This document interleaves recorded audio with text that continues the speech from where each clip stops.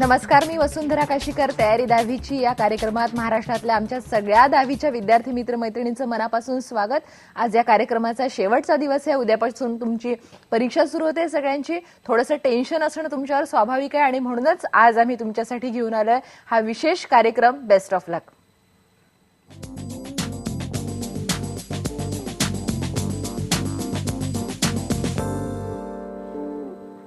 उद्यापासून परीक्षा सुरू होते आणि त्यामुळे वेगवेगळे प्रश्न, भीती, थोडंसं टेन्शन तुमच्या मनामध्ये असेल आणि म्हणूनच तुमच्या या सगळ्या प्रश्नांविषयी बोलण्यासाठी आज आपल्या बरोबर आहेत बाळ सडवेलकर. गेली 42 वर्ष झाले त्यांनी जवळपास 12.5 लाख पेक्षा जास्त विद्यार्थ्यांना करिअर विषयी मार्गदर्शन केलेले आहे. ते उत्तम काउन्सिलर आहे आणि महाराष्ट्र व्यवसाय मार्गदर्शन केंद्राचे ते संस्थापक आहे आणि सध्या त्याचे चीफ सेक्रेटरी आहे. आपण त्यांच्याशी बोलूया. सर, अगदी तुमचं पहिल्यांदा IBN लोकमतमध्ये मनापासून स्वागत. आम्ही 1 महिना झाले फक्त 10वीच्या विद्यार्थ्यांसाठी हा कार्यक्रम राबवला की शेवटच्या दिवसामध्ये परीक्षेची तयारी कशी करायची. उद्या परीक्षा सुरू होते, लास्ट मिनिट टिप्स काय द्याल तुम्ही? एक तर परीक्षेला जाताना संपूर्ण रिलॅक्स होऊन जायचा प्रयत्न करा. रिलॅक्स झाल्याशिवाय आपल्याला काही त्यातलं चांगलं फळ मिळत नाही. बरोबर. आता रिलॅक्सचं स्पेलिंग किती छान आहे बघा. RELAX. आर याचा अर्थ रिव्हिजन. नवीन काही वाचू नका. जे अभ्यासलंय संबंध वर्षभर त्याची फक्त उजळणी करा. आता E स्टँड फॉर इट वेल. या परीक्षेच्या संपूर्ण काळामध्ये थोडासा मिता आहार करा. एक घास कमी खाल्लात तरी चालेल. रात्रीच्या वेळेला कोणताही जड पदार्थ खायचा प्रयत्न करू नका. तिखट, चमचमी त्या गोष्टी संपूर्णपणे टाळा. REL. L stand for late off. Late ऑफचा अर्थ जो पेपर सोडवून आलात त्या दिवशी त्या संध्याकाळी त्या पेपरवर अजिबात चर्चा करायची नाही. कारण ती जर आपण करत बसलो त्यातलं काय राहिलं, काय चुकलं, काय मागे राहिलं की दुसऱ्या पेपरवरती परिणाम होतो. निराशा येते थोडीशी. त्यामुळे RELA. A stand for alert. संपूर्ण परीक्षेच्या काळामध्ये सजग राहणं आणि डोळे उघडे ठेवून सगळं बघणं. अगदी आपला बोर्डातला नंबर लिहिण्याच्या बाबतीत सुद्धा स्पष्ट, स्वच्छ, ठसठसीत तो नंबर लिहा. मी ते खूप पेपर्स जवळून पाहिलेत. कित्येक वेळेला 6 आणि 8 एकसारखे दिसायला लागतात. कुठेही त्या गोंधळाला वाव ठेवायचा नाही. पेपर संपूर्ण लिहून झाल्यानंतर त्याचं स्टेपल करायचा प्रयत्न करू नका. स्टेपलर कॅरी करू नका. त्याने जो धागा दिलेला असतो तोच धागा गोल गोल फिरवून अनेक गाठी मारून त्याचे सप्लिमेंट बाजूला होणार नाही इतकी सावधगिरी घ्या. आणि शेवटचा शब्द त्यातला अल्फाबेट आहे एक्स. एक्स म्हणजे एक्सप्रेशन. तुम्ही जे काय शिकलेला आहात, जो अभ्यास केलाय ते स्वच्छ, शांतपणे, तसा सत्यनारायणचा प्रसाद आपण वाटतो इतकं स्वच्छ त्या पेपरमध्ये उतरू दे. तुमच्या संपूर्ण प्रयत्नांची परिणती या पेपरमध्ये आलेली असते. आणि हा पेपर एक्झामिनरच्या हातामध्ये जातो, परीक्षकांच्या हातामध्ये जातो. त्यात तुमच्या प्रयत्नांचं प्रतिबिंब दिसत असतं. संपूर्ण रिलॅक्स व्हा. अजिबात टेन्शन कुठल्याही प्रकारे येऊ देऊ नका. परीक्षा हा आपल्या आयुष्यातला एक छोटासा घटक आहे. It is not the end of life. म्हणजे परीक्षेत काय झालं तर काय होईल असा विचार अजिबात करू नका. कित्येक विद्यार्थी परीक्षेत चांगलं धवल यश न मिळवून सुद्धा जीवनाच्या परीक्षेमध्ये उत्तुंग शिखर गाठलेले विद्यार्थी आहेत. अगदी धीरूभाई अंबानी त्यांचं उदाहरण आपल्याला देता येईल, अल्बर्ट आइन्स्टाईनचं उदाहरण देता येईल, मॅडम इंदिरा गांधींचं उदाहरण देता येईल, यशवंतराव चव्हाणांचं उदाहरण देता येईल. अपघात केव्हा तरी होतात, पण त्याचा बाऊ करायचा, त्याचा संपूर्ण आयुष्यावरती परिणाम होऊ द्यायचा असं विद्यार्थ्यांनी कधी करू नये असं मी प्रामाणिकपणे समजतो. आणि म्हणून रिलॅक्स होऊन उद्या परीक्षेला जा. बेस्ट ऑफ लक आमच्या सर्वांच्याकडून तुमच्यासाठी आहे. आणि आता इथून पुढच्या जीवनात नवीन काहीतरी करायचं आहे. नंतर 12वी असेल, डिग्री असेल, तुम्ही दुसऱ्या कुठल्याही शाखेला जाणार असाल, त्याची ही सुरुवात आहे असं लक्षात घ्या. आता या ठिकाणी याच वेळेला तुम्ही जर हातपाय गाळल्यासारखे केले किंवा कंप निर्माण झाला तर गोंधळ निर्माण होण्याची शक्यता असते. म्हणून रिलॅक्स मूडनी परीक्षेला जा. आणि परीक्षे दिवशी सकाळी उठल्यानंतर अधिक वाचन करायचा प्रयत्न करू नका. हॉलमध्ये जाताना न्यायची सगळी साधनं जी बरोबर न्यायला हवी असतात, हॉल तिकीट वगैरे सगळं ते बरोबर आहे की नाही बघा. सर, आणखी काय टिप्स आहेत ते आपण बोलू. आपल्याला एक फोन आलेला आहे. आकाश मोहिते पुण्याहून बोलतोय. आकाश, प्रश्न विचार तुझा.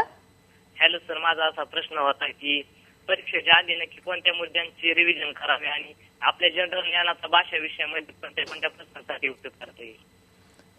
पहिला प्रश्न त्यांनी विचारलेला आहे की परीक्षेच्या आदल्या दिवशी नेमकी कशी रिव्हिजन करावी, काय करावं. परीक्षेचा जो विषय आपण परीक्षेला ठेवलेला आहे दुसऱ्या दिवशी, समजा एक भाषा आहे किंवा गणित असेल, कुठल्याही अभ्यासामध्ये जेवढे संपूर्ण धडे दिलेले असतात ते सगळे एकसारखे मेहनतीचे नसतात, एकसारखे महत्वाचे नसतात.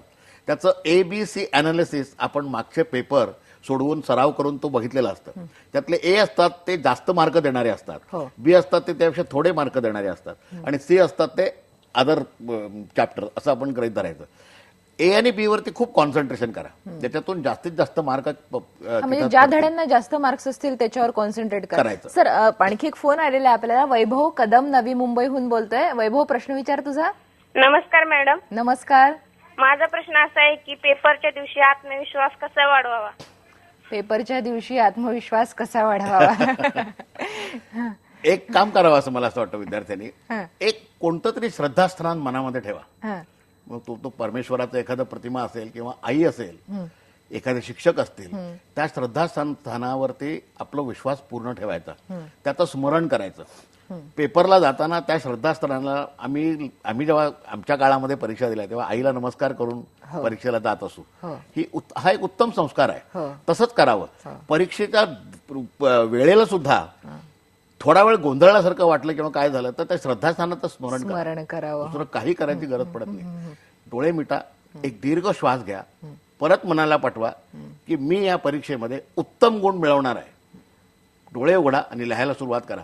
आपल्या मेंदूची अशी सुंदर रचना आहे की जे अभ्यासून ठेवलेलं असतं, जे कप्प्याकप्प्यात लपलेलं असतं, ते झर झर झर झर झर पेपरवर उतरायला लागतं. अजिबात चिंता करायचं कारण नाही. वेगळं काही करून तुम्ही आत्मविश्वास, मी आता असं करून करू का, तसं करून करू का, असं आता काही लास्ट मिनिटला घाई करून काही करू नका. आईला नमस्कार करून जा, घरातल्या देवाला नमस्कार करून जा. जाताना बाहेर पाऊल ठेवताना मनाला पटवा की आजची परीक्षा ही माझी परीक्षा आहे. या परीक्षेत जर कोणी धवल यश मिळवणार असेल तर तो मीच आहे किंवा ती मीच आहे. हे ऑटो सजेशन्स खूप महत्वाचे आहेत. सर, महत्त्वाचे आपल्याला एक पुन्हा फोन आलेला आहे. सिद्धेश गवसकर मुंबईहून आपल्याशी बोलतोय. सिद्धेश, प्रश्न विचार तुझा.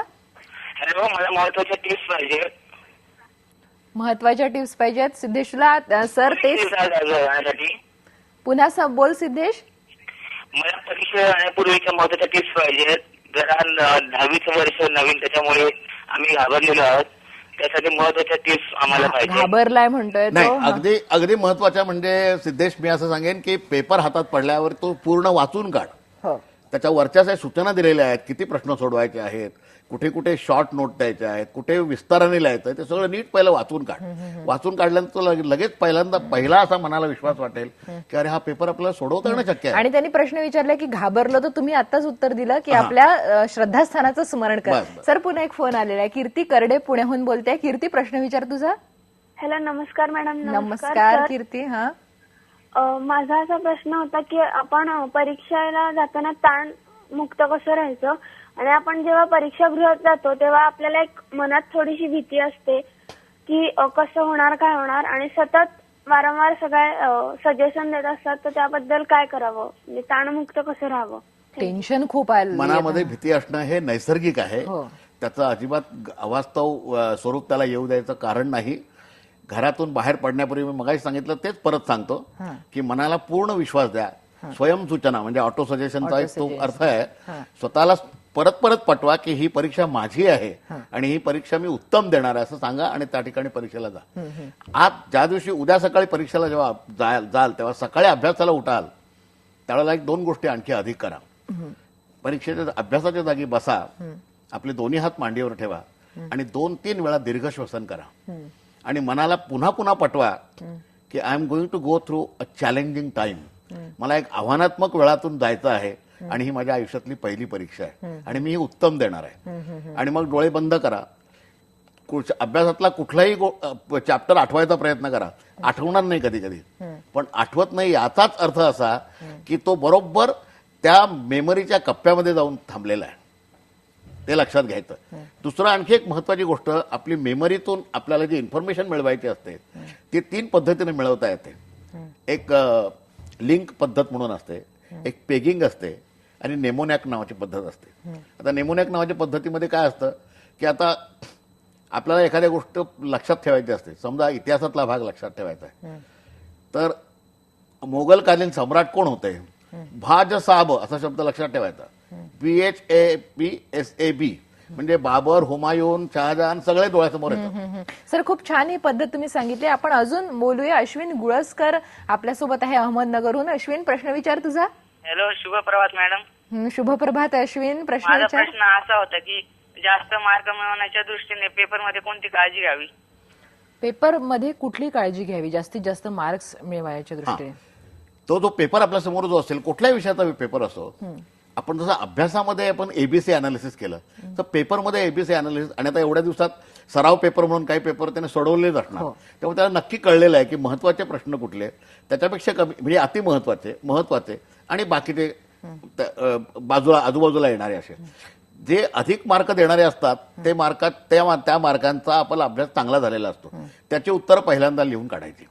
दुसरं असं की प्रत्येक उत्तराच्या बाबतीमध्ये ते 3 तासात तेवढे प्रश्न पुरवायचे आहेत म्हटल्यावर त्याला एक वेळेचं बंधन ठेवायचं.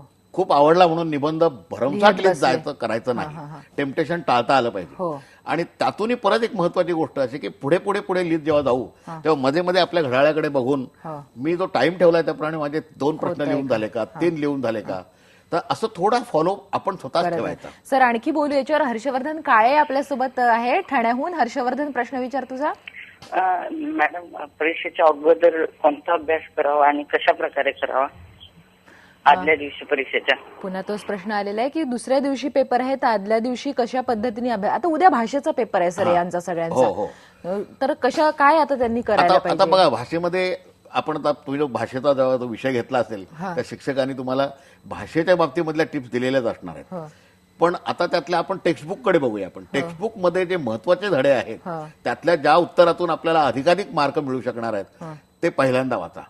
आणि जो भाग तुम्ही अजून वाचला नसेल किंवा ऑप्शनला टाकला असेल, टाकू नये, ऑप्शनला टाकणं ही चांगली सोय नाहीये, पण कारण त्यातलाच एखाद्या वेळेला येण्याची शक्यता असते, तर त्याचे पुन्हा रिव्हिजन करा, ते पुन्हा रिवाइज करा. आणि त्या घटकेला म्हणजे ज्या वेळेला आपण आज अभ्यास करतो उद्याचा, परत आठवायचा प्रयत्न करू नका. पुस्तकात बोट ठेवून फिरता फिरता परत आठवायचा प्रयत्न करू नका. कधी कधी ते आठवणार नाही आणि ह्यालाच नेमोनिक सिस्टम असं म्हणतात. ते आपल्या मेंदूची रचना अशी आहे, ते त्या ठिकाणी जाऊन बसलंय. भाषेचा पेपर लिहायला गेलात की ते उत्तर आपोआप. अगदी सर, आपण आणखी विस्ताराने बोलू. विनोद बनसोडे पुण्याहून बोलतोय आपल्यासोबत. विनोद, प्रश्न विचार. हॅलो, नमस्ते मॅडम. नमस्ते विनोद. माझा असा प्रश्न होता की आपण आपल्या भाषेमध्ये लिहिलं तर चालतंय का? आपण आपल्या भाषेत उत्तरं लिहिली तर चालतील का? हो, तसं सोय आहेच, त्याच्यात काही प्रॉब्लेमच नाही. या संदर्भामध्ये सर आम्ही बऱ्याच शिक्षकांना हा प्रश्न आला होता, तर त्यांनी सांगितलं की भाषेची उत्तरं तुम्ही तुमच्या भाषेत लिहिली तर चालतील, पण सायन्सची असतील तर सायन्सची उत्तरं विद्यार्थ्यांनी शास्त्रीय भाषेमध्येच लिहिणं अपेक्षित आहे. सायन्स 1 असेल किंवा सायन्स 2 असेल. आणि सर काही शिक्षकांनी ही पण सूचना केली की धड्याच्या मागचे प्रश्न, कारण टेक्स्टबुक बदललेलं आहे, तर ते जर केली तर अधिक चांगले राहते. सर, विद्यार्थ्यांचे खूप फोन येतात आहे आणि तुमच्याकडून त्यांना मार्गदर्शन हवं आहे आणि तुम्ही खूप छान रिलॅक्सची टिप्स सांगितलेल्या आहे. अजून आपल्याला बोलायचे, पण इथे आपण एक ब्रेक घेणार आहोत. पहा फक्त IBN लोकमत.